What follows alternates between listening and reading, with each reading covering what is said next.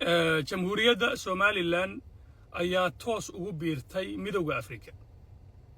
Somaliland waxay noqotay dal ka mida dalalka xubnaha ka ah midowga Afrika. waxaa maalintii shalay ahayd calanka jamhuuriyadda Somaliland laga taagay xarunta midowga Afrika ee magaalada Addis Ababa. reer Somaliland hambalyan leeyahay. anuu xogtaan markaan shalay arkay baaritaan baan sameeyay. baaritaan dhabaan sameeyay. xogta iskalama soo ordin. waxaan baaray bayjajka iyo idaacadaha iyo website-yada Afrikaanku iyo caalamku arrintan waxay ka qorayaan.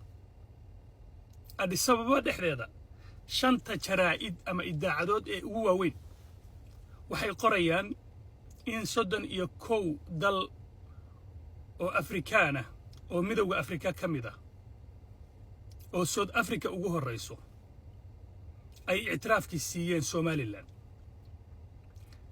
dalalkaas intooda badanna ayagaa la xiriiray madaxweynaha jamhuuriyadda Somaliland oo ugu hambaliyeeyay inay ictiraafka siinayaan.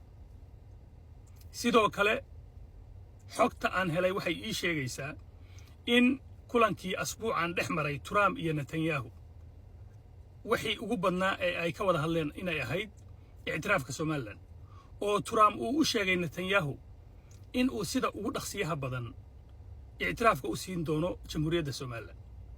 reer Somaliland hambalyan leeyahay mar labaad iyo mar saddexaad. marka waxaan baaritaan ku sameeyay Somaliland maxaa sida ugu sahlaya ictiraafka oo dal kasta oo Afrikaan ah iyo dalalka caalamkuba ay Somaliland ictiraafka ula soo raadsanayaan. waxaa ii soo baxday in madaxweynaha Somaliland marka uu la kulmayo madaxda caalamka, madaxda Afrikaanka iyo madaxda caalamka markuu la kulmayo wuxuu kala hadlaa ictiraafka Somaliland. dhaqaale ma weydiisto, ciidan ma weydiisto, cunno ma weydiisto, bariis ma weydiisto. wuxuu ku leeyahay anigu waa isku filnahay, dal iyo dadba waa haystaa, ciidan waa haystaa, dhaqaale waa haystaa. cirra saasuu ku dhaha hogaamiyaasha Afrikiya adduunkaba ictiraaf baan u baahnaa. laakiin xasan sheekh maxamuud marka uu la kulmo madaxda caalamka waxa ugu horeysa uu kala hadlo waxa weeye waa gaajaysanahay, lacag baan u baahannahay, dhaqaalaan u baahannahay, bariis baan u baahannahay, galley baan u baahannahay. bal ka warran xasan sheekh maxamuud waa ninka madaxweynaha Eritrea Afwerki miyaalda buu dhaqaale weydiistay. Afwerki 30 sano cunno qabateen lagu hayaa. bal ninka Afwerki weydiistay ka warrama cunno iyo lacag. marka caalamku waa fakaraya, madaxda Afrika iyo madaxda caalamku waa fakaraya. bal laba nin oo nina dhaqaale ku weydiisanayo ku leeyahay lacag iyo bariis nina ku leeyahay lacag iyo dhaqaale ana haysta kaagama baahniye ictiraaf baan ka rabaa. ictiraaf ma haysa adaan ku weydiinayaa kee dooran lahayd?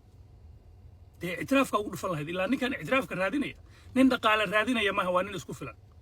marka Somaliland iyo madaxweyne Cirro arrinta ugu badan u sahashay taaway Cirro ma aha nin tuugsado caalamka tuugsada. ictiraaf buu raadinaya.